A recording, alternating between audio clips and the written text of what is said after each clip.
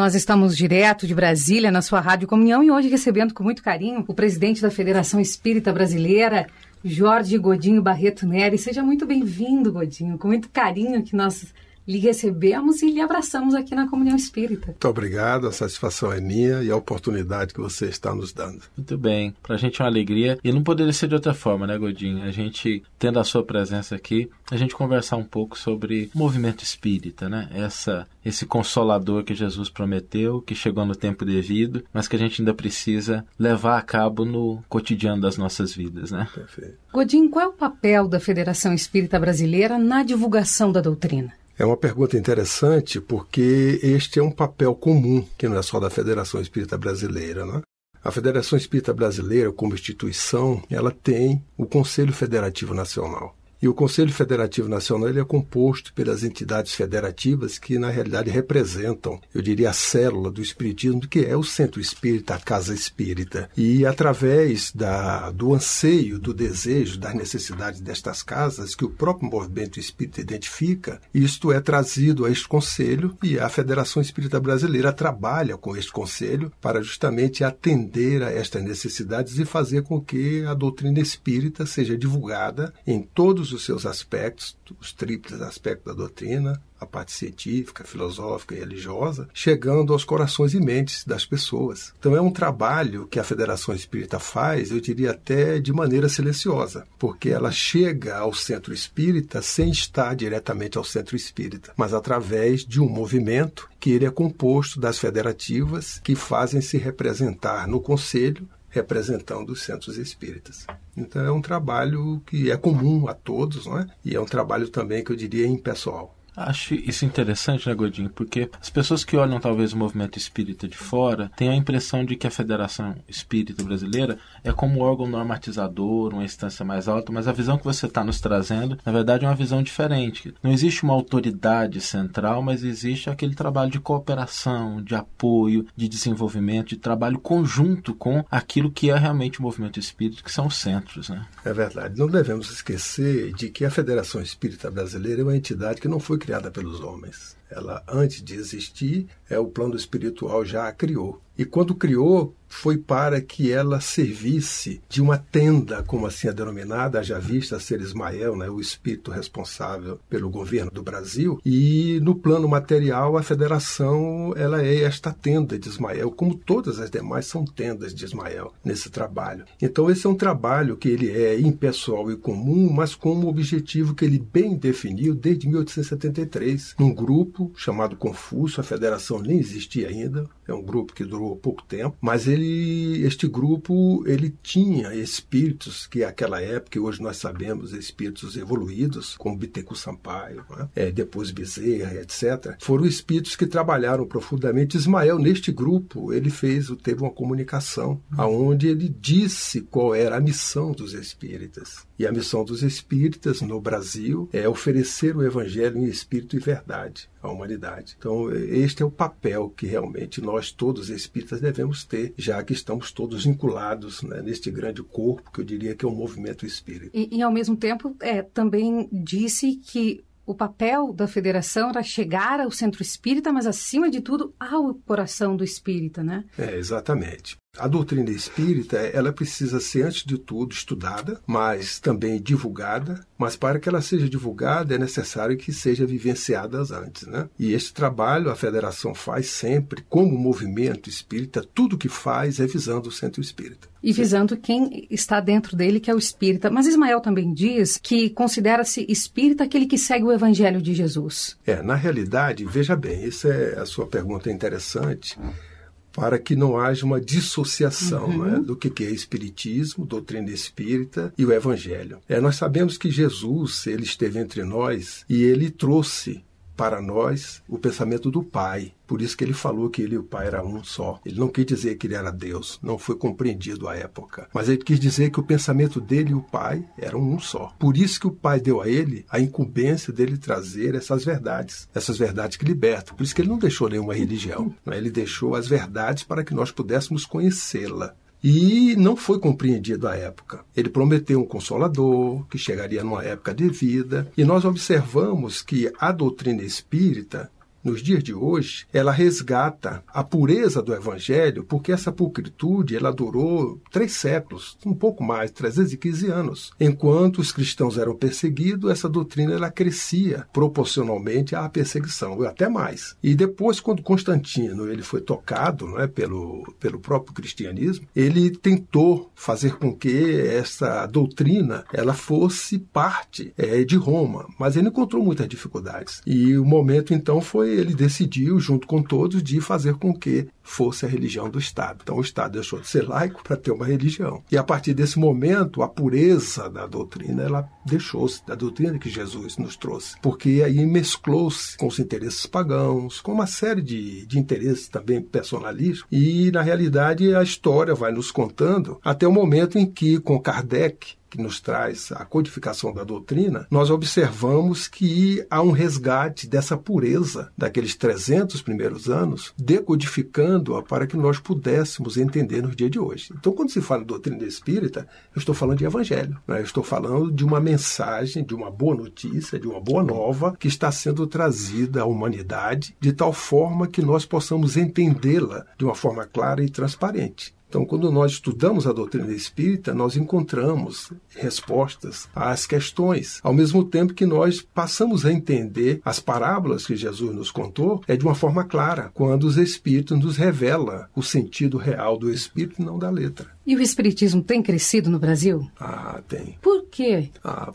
Simplesmente por uma questão muito, eu diria assim, a humanidade está em busca de respostas. Nós vivemos um momento grave da humanidade, que é um momento de transição, onde as pessoas questionam muito. E a doutrina espírita nos explica quem sou, o que é que eu estou fazendo aqui, para onde eu vou. Então isso nos ajuda a compreender melhor a existência, que para muitas pessoas ela se restringe a nascer, viver e morrer e acabou. Então a doutrina espírita ela nos amplia este conceito, por isso que ela resgata a pulcritude do Evangelho, porque quando Jesus conversou com Nicodemos, que o procurou na calada da noite, era um doutor da lei, e ele naquele momento preocupado de ter sido visto, ou ser visto com Cristo, procurou no entardecer. E aquela conversa, Jesus ao diálogo com ele, explicita a reencarnação, né? Mostra para ele que a vida ela existe antes do nascimento e depois também, e que isso aqui é um período onde nós temos uma transição. Então, neste momento, nós passamos a entender a vida por um outro ângulo. A doutrina espírita ela abre uma cortina nas nossas vidas para que nós vislumbremos de forma diferente. Ninguém nasce para tirar férias. Nós temos aqui como objetivo, o Criador tão sábio e tão perfeito não iria colocar a criatura que já está no nosso mundo, no ápice do desenvolvimento intelecto-moral. Claro que nós vamos evoluir ainda para situações melhores, mas se olharmos os reinos que aqui existem, o hominal é o mais perfeito. E se nascer, viver, morrer e tudo acaba, fica incongruente, né? Além disso, a própria vida demonstra a diversidade dela, quando você encontra pessoas em sofrimentos, outras pessoas que não têm tanto sofrimento, algumas que passam a vida toda no lar de um berço de ouro, né? Outras diante da pobreza, alguns já nascem mortos, ou seja, ele já nasce, passa pouco tempo e desencarna. E os acidentes, tanta coisa que nos leva assim, se Deus é esse que nós pensamos perfeito em tudo e essa justiça é perfeita, por que essa diversidade? Senão ele seria injusto. E esse não é o Deus que nós admitimos, né? Porque para ser justo, você tem que dar com justiça a quem merece aquela justiça. Então, se um merece uma certa coisa e o outro merece outra coisa, é sinal de que por aí existe algo que justifica isto. E nós vamos encontrar nas próprias leis divinas, né? A lei de causa e efeito, a reencarnação. E quando entendemos esse processo, nós compreendemos que estamos aqui em passagem, numa escola, num aprendizado, com uma razão de ser. E aí nós vamos lembrar de Jesus lá nos seus ensinamentos. Quando lembramos dele, nós vamos lembrar dos ensinamentos que ele nos trouxe, que Paulo desdobrou, nos dizendo que o plantio é livre, colheita obrigatória. Então, no momento em que Pedro lá corta a orelha do soldado, quando Judas o beija, né? Naquele momento que ele pega a parte da orelha, coloca e praticamente a cura aquele problema, ele manda ele embaiar e dizer que com ferro fere, com ferro será ferido. Então, é justamente o desdobramento dessa própria lei de causa e efeito. Mas nós vamos então dar um abraço aí a Brasília, os nossos irmãos aqui de Brasília, São Caetano do Sul, em São Paulo, conosco, Belo Horizonte, Minas Gerais, Santa Maria, no meu Rio Grande do Sul. E já que o senhor falava em Pedro, nós vamos ouvir o cancioneiro espírita Apacenta as ovelhas. Vai contar a história de Pedro nessa música aí. Que beleza.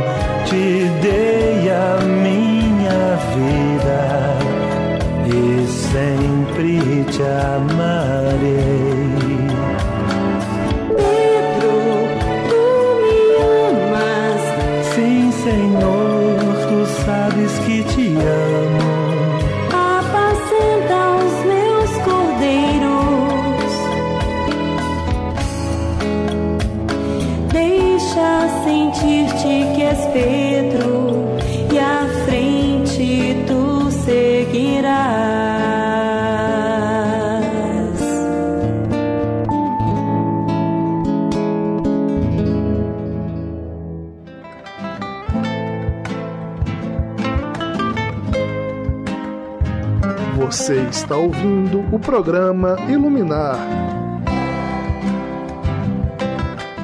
E olha aí, você estava falando em Pedro e a canção foi perguntar: Simão Pedro, amas-me, né? Vamos lá, Saulo. A gente estava conversando um pouco aqui sobre esses princípios da doutrina espírita, né? E o quanto esses princípios são patrimônio da humanidade, né? Como é que o movimento espírita se insere dentro desse contexto social, Godinho? Assim, de levar essa revelação, de levar essa verdade, mas sem ferir consciências, sem criticar, mas oferecendo algo que pode ser importante para a criatura humana no estado em que ela está. Tem que haver coerência, né? Coerência com o próprio princípio que nós abraçamos, que é o princípio da liberdade, e sabedores que somos que cada um é o construtor do seu próprio destino. Os espíritos nobres, eles não interferem na livre consciência, ou seja, na livre determinação individual. Eles respeitam isso. Os que não são nobres, eles interferem mesmo. E às vezes querem até domar esse livre-arbítrio. Diante desse princípio, e a doutrina espírita, ela é expositiva. Como ela é o Evangelho de Jesus, né, resgatado aos dias de hoje, nós devemos lembrar que Jesus esteve conosco há 2000 anos, nos trouxe estas verdades, não foi entendido, e ele pacientemente aguarda 2000 anos. Aguarda o quê? Nossas consciências, elas despertarem para o entendimento dessas verdades. Então, quando essas verdades são expostas e há o interesse de conhecê-las, aí nós somos tocados. Quando você é tocado pela mensagem do Cristo, lembro-me de Joana de Cusa, que ela disse que todo aquele que é tocado pelo Cristo jamais será o mesmo. Diante de um momento decisivo onde ela poderia dizer que não era cristã, né, e continuar afirmativa, porque no dia seguinte ela estaria na fogueira como esteve, por ter o determinismo e a convicção de que ela estava correta nesse princípio. Né? Então, nós estamos diante de um momento em que oferecer o Evangelho, nós só podemos fazê-lo porque nós estamos ofertando o Evangelho. Eu vou perguntar para vocês, dê-me agora $1 milhão. Vocês podem oferecer $1 milhão? Por que você não oferece $1 milhão? Porque você não os tem. Como eu vou levar uma mensagem se eu ainda não a tenho? E isso é muito importante porque há um diferencial muito grande entre ter e deter. Né? Deter o conhecimento, deter a mensagem, todos nós poderemos fazer através do estudo, da leitura, do conhecimento. Então você detém esse conhecimento, mas você ainda não o tem. Para ter o conhecimento, você tem que senti-lo. Então você tem que vivenciá-lo. Então no momento que você vivencia, aí você tem. Quando você tem, você pode dar. Então por isto que a doutrina espírita nos convida primeiro à autotransformação, ao autodescobrimento, para que você tenha este conhecimento e você possa oferecer ao semelhante, à humanidade, pelo seu exemplo. Foi o que Jesus fez. Ele não exigiu do outro o que o outro não tinha para dar. Ele capacitou o outro. Ele expôs o conhecimento para que o outro, nós detivéssemos o conhecimento. A partir daí ele convidou a sentir o conhecimento, a vivenciá-lo, e depois disso é que ele solicitou que isso fosse levado. Então ele foi sozinho, escolheu 12, capacitou os 12, preparou-os e disse, olha, vocês não vão para os gentios. Mas quando ele tinha 70 preparados, ele mandou 70 aí aos gentios. Mas ele mandou depois que ele já tinha o conhecimento. Já os conhecia e ele poderia dar. E ele ajudou a eles fazerem isso. Foram e voltaram muito alegres e dando relato para o Cristo de tudo que aconteceu. Inclusive curaram. Mas só fizeram isso depois de terem o conhecimento. Então é o nosso caso, né, na divulgação da doutrina. E com base nisso, então, que característica tem esse trabalhador do mestre em 2015 agora? Muito bem. Esse trabalhador do mestre, ele tem que ter essa característica. Se nós desejamos trabalhar para o Cristo, oferecer o que não temos, é oferecer o vazio, é enganar, é ludibriar. E Jesus jamais assim o fez. Ele sempre falou a verdade. Ele falava daquilo que via, do que sentia e do que tinha para fazer. Então nós que somos trabalhadores da doutrina espírita devemos ter essa consciência de deter o conhecimento, porque nesse sentimento nós vamos exemplificá-lo. Na exemplificação, nós polarizamos, porque as pessoas nos veem com certa diferença diante de situações que o comportamento das pessoas não seria igual ao nosso, e isso faz com que nós espalhemos esse conhecimento pela vivência que tem um peso forte, que é o da autoridade moral, para fazer com que as outras pessoas entendam que nós estamos vivenciando algo com convicção, com certeza. É interessante, então, te ouvindo falar, a gente reflete que os maiores obstáculos para a divulgação da doutrina não estão no mundo, né? Mas estão dentro de nós mesmos. Exatamente. Né? Vencendo esses obstáculos que a gente vai conseguir refletir a luz. Devemos lembrar uma coisa importante, que Jesus, ele tem uma missão perante o Pai, ele é o responsável pela humanidade da Terra. E desta forma, o desejo dele é que nós saiamos deste mundo de provas e expiação para um mundo de regeneração. Então ele deseja a nossa regeneração.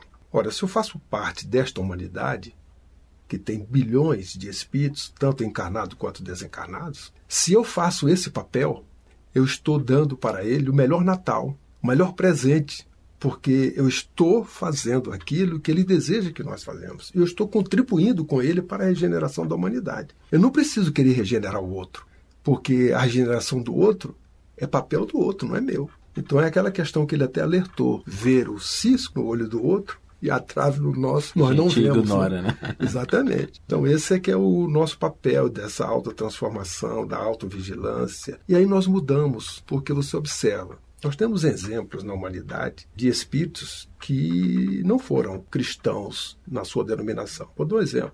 Gandhi, um homem magérrimo, fragilizado fisicamente, mas um gigante. Um exemplo. Dominou o maior império da época. Libertou não violência. Sem violência. Não violência. Ele não era contra a violência. Ele era não violento. E é isso que ele conseguiu fazer. Mas através de quê? Da sua vivência, do seu exemplo. E tem um fato muito interessante dele, que eu gosto sempre de ressaltar, é de que certa feita uma mãe o procurou com o filho, que estava comendo bastante açúcar, e ela achava que na hora ele ia dar a solução. Ele pediu em torno de 15 dias para ela não entendeu, voltou após 15 dias, e aí ele deu a solução para ela. Mas era tão simples, era aquilo que ela imaginava, que ela pergunta para ele, Gandhi, mas 15 dias para dizer isso? Aí ele dá a resposta para ele assim, minha mãe, porque eu nunca tinha deixado de comer açúcar. Então eu passei 15 dias sem comer açúcar para eu poder explicar para seu filho como é que faz. Então, na realidade, quando ele assim o fez, ele fez o que tinha, não o que ele detinha. Quais são os principais desafios do espiritismo hoje no Brasil? O espiritismo não tem desafio, porque o espiritismo é uma doutrina. Ele é impecável, ele não tem o que mudar. Ele está aí exposto. O grande desafio é do movimento espírita, ou seja, daqueles que se utilizam da doutrina espírita para fazer com que ela chegue primeiro a cada um de nós, como nós estamos conversando, para depois chegar aos demais. Então, o grande desafio hoje, que eu diria do movimento espírita, não do espiritismo, é fazer com que o espiritismo ele chegue aos corações e mentes da humanidade de uma forma que seja ofertado como um presente, para que o outro veja, através do seu exemplo, o que é esta doutrina. Então, este grande desafio, ele passa por cada um de nós. É quando eu começo a lutar contra mim mesmo para vencer a mim mesmo. Aí eu sou o grande vencedor. No momento que eu faço isso, esse é o grande desafio. Se todos que pertencem ao movimento espírita fizerem esse trabalho com seriedade, é o grande desafio. Porque nós vamos dar um grande exemplo, né, de posturas que a humanidade aguarda dentro de uma coerência com o Evangelho, com a sua pureza. E aí nós revolucionamos. A nós é o mundo. Se Gandhi sozinho fez isso, né, porque nós juntos não faremos isso. Né? Essa distinção é importante, né, Godinho? Separar o que é doutrina espírita e os seus princípios do que é movimento espírita e as aglomerações, os centros que buscam trazer essa doutrina, exemplificá-la, mas há uma diferença, né? Porque a doutrina ela é um patrimônio da humanidade, ela vai seguir e vai esclarecer, porque ela chegou no momento que a humanidade necessitava, né? Hoje, talvez mais do que nunca, né, Godinho? É verdade. Agora você olha como a coerência, né? O grande arcabouço filosófico que a humanidade tem, e que ainda não conhece, é um livro. Esse livro tem um nome, e que nós, por conhecermos, falamos com tanta que não nos detemos, que aquele nome representa algo. O nome do livro é O Livro dos Espíritos. Quem são os espíritos? Todos nós, imortais, tanto num plano quanto no outro, encarnado ou desencarnado. Então este livro é dos espíritos. Ele não é dos espíritas, não é de nenhuma denominação. Então ele já tem o caráter cósmico, né, humanitário, no seu próprio nome, onde ali estão explicitados estas leis divinas, que é do Pai, e que elas são colocadas para que a criatura evolua. Como todos nós somos criaturas, o que está contido naquele livro serve para todos nós, independente de qualquer credo. Por isso que quando perguntaram ao Chico, em determinado momento, se o espiritismo seria a religião do futuro, ele imediatamente, questão de segundo, disse que não, era o futuro das religiões, porque são princípios universais que ali estão contidos. Quando você fala de pluralidade dos mundos habitados, você vê a ciência hoje está procurando, Jesus já falou há 2000 anos, tanto a imensidade, trilhões, bilhões de sóis ou planetas, estou falando de galáxias, é um número infinito, um Criador com tanta diversidade. Então, uma coisa importante, esse Criador não faz cópia. Cada um é único. Né? Já observaram isso? Olha uma árvore, veja a quantidade de folhas que existe, olhando de fora, todas são idênticas ou iguais. Mas quando você as pega, ou vai analisar na sua intimidade, não são iguais. Cada uma tem uma peculiaridade, uma característica. Então, esse Criador que não faz cópia, e fazendo tudo isto, a vida, ela é estuante em todo esse universo. Seria até incongruente, não dá para entender que essa inteligência tão suprema, ela crie todas essas coisas para fazer o diletantismo de meia dúzia de espíritos encarnados no mundo que hoje a ciência já mostra quando sai do nosso mundo e vai para o macro. Aí nós vamos sumindo, e de repente você vê uma galáxia, onde é que está a Terra? Você está ali naquele meio daquela luzinha, né? E assim você vai extrapolando, de repente é a galáxia que está no meio de outra luzinha e chega um ponto que é o infinito. E que na pergunta 2, lá do Livro dos Espíritos, está dizendo, né, que o infinito, outra revelação, porque esse livro é muito revelador. O que é o infinito? A gente diz é o que não tem começo, não tem fim. A resposta contempla isso, mas diz outra coisa, é o desconhecido. Quer dizer, é algo que nós ainda, mas tudo que é desconhecido um dia será conhecido. Jesus mesmo falou, tudo seria revelado. Naturalmente, à proporção que nós vamos evoluindo intelecto, moralmente, vamos compreendendo melhor a intimidade do Pai, as suas leis. Imaginemos nós hoje, que não precisamos imaginar porque nós já estamos vivendo esse momento, fazendo uma comparação há 4.000 anos atrás. Como era o pensamento, como é hoje. Já tivemos medo do vulcão, tivemos medo do trovão, de raio, de todas essas coisas, né? Dos fenômenos meteorológicos. E hoje, ao contrário, nós utilizamos esses fenômenos em benefício de nós mesmos, né? Para produzir mais na agricultura e assim por diante.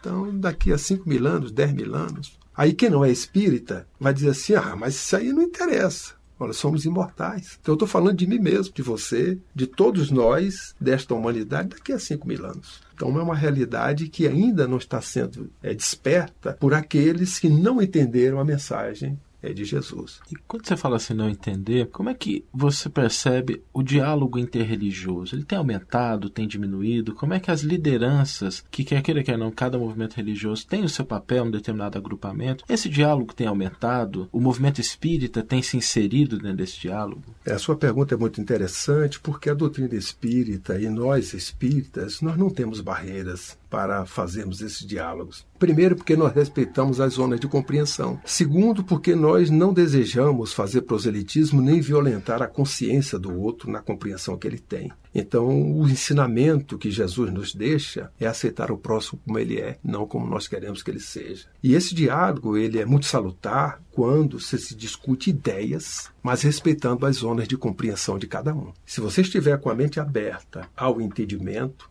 e na discussão das ideias, eu posso verificar que a ideia é do outro. Ele pode trazer uma verdade que eu desconheço. Porque no mundo há 3 verdades. A minha verdade, que é relativa, a verdade do outro, que é relativa, e a verdade verdadeira. Mas quando nós estamos falando das leis divinas, nós estamos diante de verdades verdadeiras, que não são relativas. Então, esses princípios que são universais, que são essas verdades, ele permeia a todos, e independente de religião. Porque quando nós lemos as revelações que os Espíritos trazem através das mediunidades psicográficas, e nós verificamos que o trabalho no plano espiritual, ele é feito por espíritos com diversidades, e quando estava encarnado tinham credos diferentes, não é?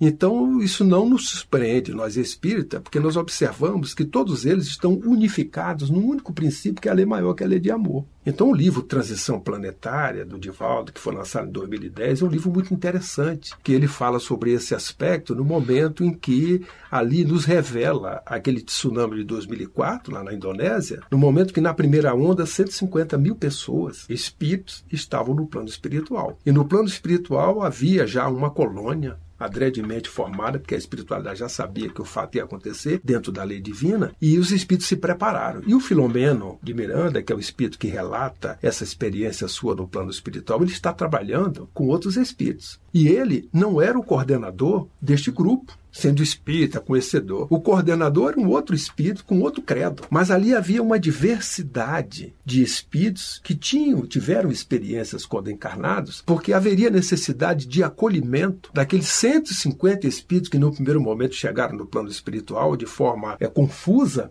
para que pudessem, cada religião já conhecida por esses espíritos, pudesse acolhê-lo e eles se sentirem seguros. Tanto que ele fala, naquele momento que estava ali, alguns muçulmanos, outros católicos, espírita, né, outros os evangélicos, que estavam naquele momento atendendo dentro dos seus cantos, dentro das suas características, aqueles que estavam afinizados com este conhecimento. Mas todos eles estavam ligados no único princípio, o amor, né, que esse é universal. Então, na realidade, a lei divina, neste instante, era o amor. As religiões, o que era, foram passageiras, foram experiências que os espíritos tiveram dentro das suas zonas de compreensão. E quando chega no plano espiritual, essas coisas todas são desveladas, né?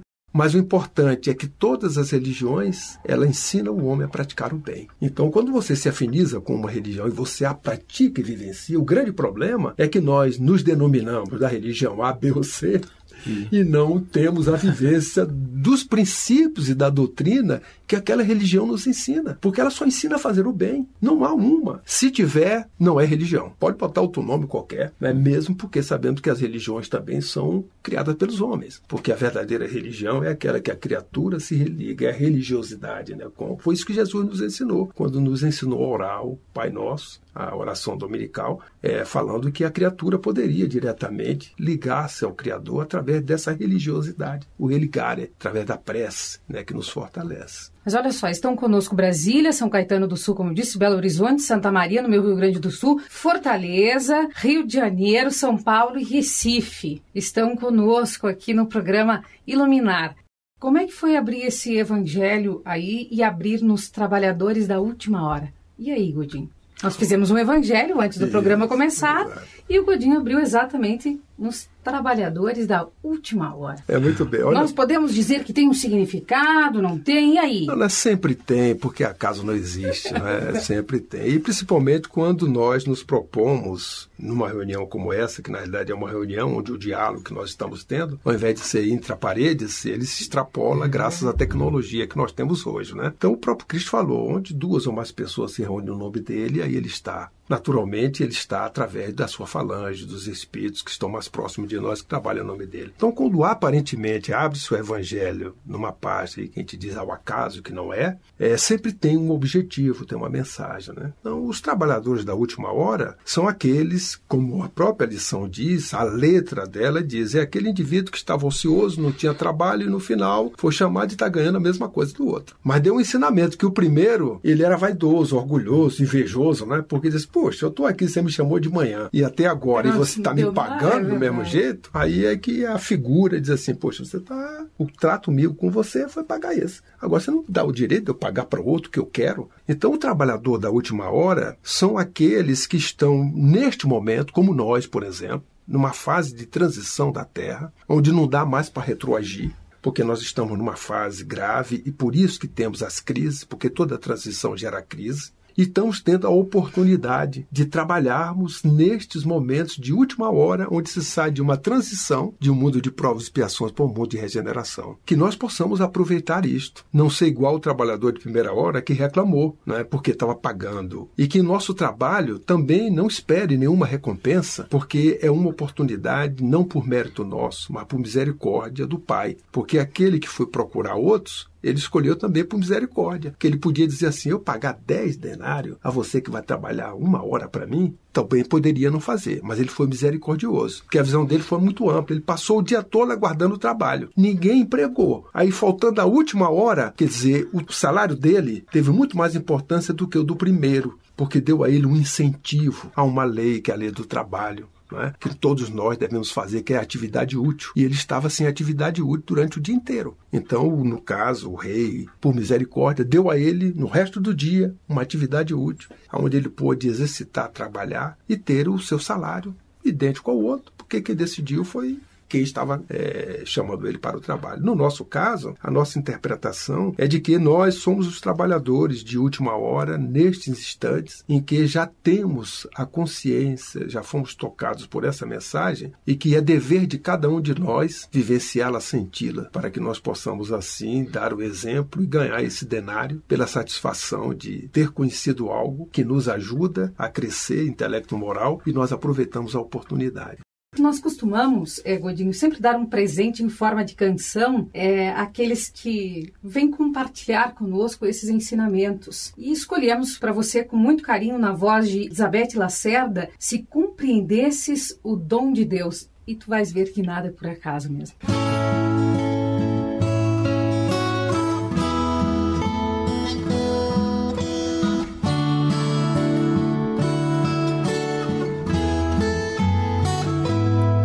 Se compreendesses como te amo, se conhecesses como te amo, deixarias de viver sem amor.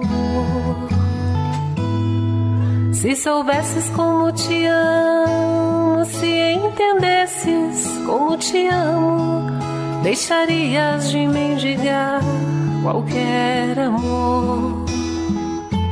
Se compreendesses como te amo, serias mais feliz.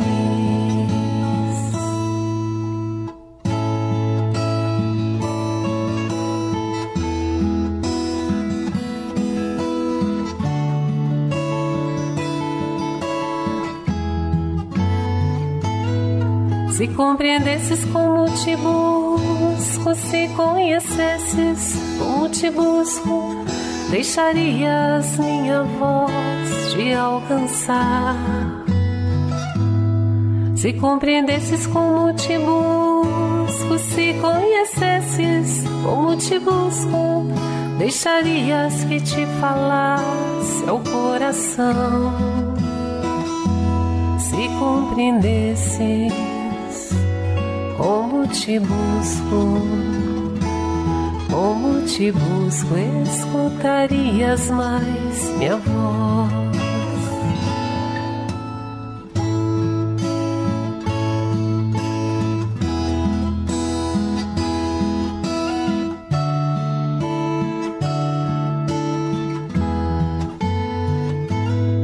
Se compreendesses como te sonho, se compreendesses como te sonho, saberias o que há guardado para ti. Se conhecesses como te sonho, se compreendesses como te sonho, deixarias que te embalasse uma canção. Se compreendesses como te sonho, pensarias mais em mim.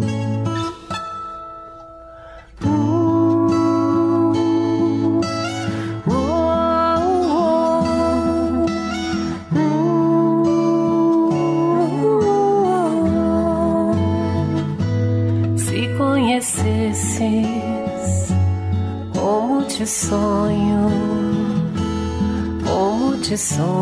escutarias mais minha voz. Oh, na, na, na, yeah, na, yeah, yeah. Serias mais feliz.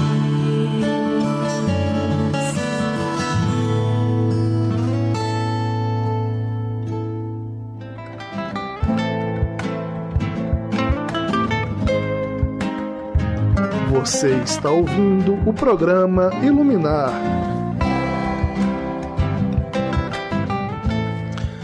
Agradecemos a presença, a atenção dos nossos ouvintes. A gente está aproveitando a presença do Godinho aqui. Godinho, quando a gente fala de movimento espírita, o espiritismo tem uma história interessante, que ele surgiu na França, né? E depois se deslocou para o Brasil, cresceu muito no Brasil. Mas como é que está esse movimento fora do Brasil? Como é que isso tem se desenvolvido? O movimento espírita, ou seja, o espiritismo no Brasil, ele está na vanguarda. Naturalmente, dando cumprimento a um programa que é o do Cristo, que está muito explícito no livro Brasil, Coração do Mundo, Pátria do Evangelho.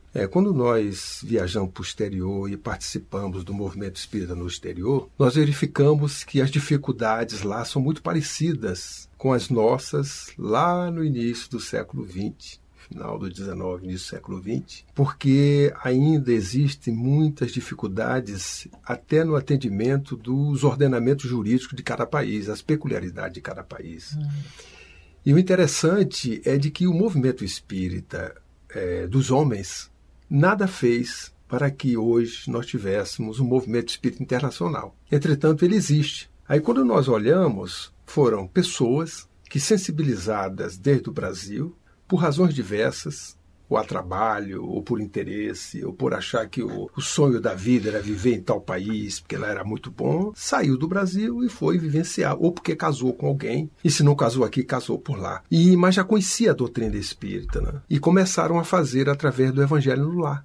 E através do Evangelho no Lar surgiu um pequeno grupo familiar, mas quando você está no exterior, tem sempre, por afinidade, você se agrupar com aqueles que são do seu país. Porque são dificuldades comuns, saudade, né? A comidinha que você está acostumado, aquelas coisas. Aí quando junta o grupo, aí todo mundo naquele momento procura fazer as mesmas coisas que tem aqui, buscando nos diversos locais, ou até hoje importando, porque lá fora você come de tudo que tem no Brasil, como em qualquer lugar do mundo, pela globalização fica fácil, né? Mas o problema é o preço, é o custo disso. Mas existe, se a pessoa desejar. Então as pessoas se reúnem. Quando se reúnem, muitos com alguns conflitos, porque sentem dificuldades, a questão financeira, são pessoas até que têm uma certa escolaridade, são formados, mas de qualquer forma são estrangeiros no país onde se encontram. E por isso existem algumas barreiras. E como todo trabalho ele é útil e ele é digno, e nós brasileiros às vezes ainda não compreendemos isso, fazemos uma estratificação na questão do trabalho, ao estar lavando uma roupa, ou eu estar fazendo uma faxina numa casa, isso é tão digno quanto ser presidente da República, porque cada um tem a sua importância naquilo que faz, né? E lá fora, em muitos países, esta dignidade ela é respeitada, porque você trabalha e ganha bem. E o nosso país também já está chegando a esse ponto, porque as pessoas que executam certas atividades, elas ganham com dignidade, porque as nossas leis evoluíram e nós estamos também passando por fase de transição. Então lá, muitos de nós que vamos para o exterior, nós vivenciamos aquela vida e juntos temos conflito. Quando você tem um conflito, encontra alguém que conhece a doutrina espírita. Aí na conversa a pessoa começa a dar alguns conceitos, procurar levar a pessoa, e de repente a pessoa participa do Evangelho. Quando participa do Evangelho, ela é tocada, ela é sensibilizada, porque ela começa a ver e a ouvir conceitos, ideias, princípios que até então ela não conhecia. Mas como esses conceitos, esses princípios, essas leis estão instas na nossa consciência pelo próprio Pai, aí desperta. Quando desperta, ele gosta, ele se sente bem. Ninguém nega uma prece, né? Você orar e orar em benefício do próximo, de si mesmo. Então, naquele momento, esses grupos começam a crescer e, de repente, alugam um espaço e, através desse alugar de um espaço, começam a implantar ali uma casa espírita. E aí eles vão fazendo. E hoje você observa aí fora, em muitos locais, o movimento espírita ele se estruturando em função dessas células que já tem um centro, outros 2 centros, 3, 4, pequenos grupos de pessoas, mas já formando e sedimentando. Daí é o que se criou o Conselho Espírita Internacional, porque isso já era uma realidade. Só que essa realidade não foi feita por nós, os encarnados. Quer dizer, foi uma contingência que quando você olha, tem o dedo ou a estratégia do plano espiritual de fazer com que isso chegue nos recantos mais longínquos, mais difíceis e aonde é muito necessário. A humanidade nunca precisou de Jesus como nos dias de hoje. Mas, Godinho, nós estamos, infelizmente, encerrando essa edição do programa Iluminar aqui na Comunhão Espírita de Brasília, e já que todos nós nunca precisamos de Jesus como agora, pedimos a ti que deixe uma mensagem para nós e para os nossos ouvintes nessa edição que para nós é muito especial. Tenha certeza disso. E a mensagem, eu pelo menos não vou esquecer. Olha, eu vou repetir o que eu tenho repetido desde o início, que eu assumi agora em março a Federação Espírita Brasileira. Eu gostaria de deixar uma mensagem especialmente para os espíritas que têm o Evangelho como roteiro. A consciência tranquila como consolo, o esquecimento do mal como estratégia e a prece como fortaleza.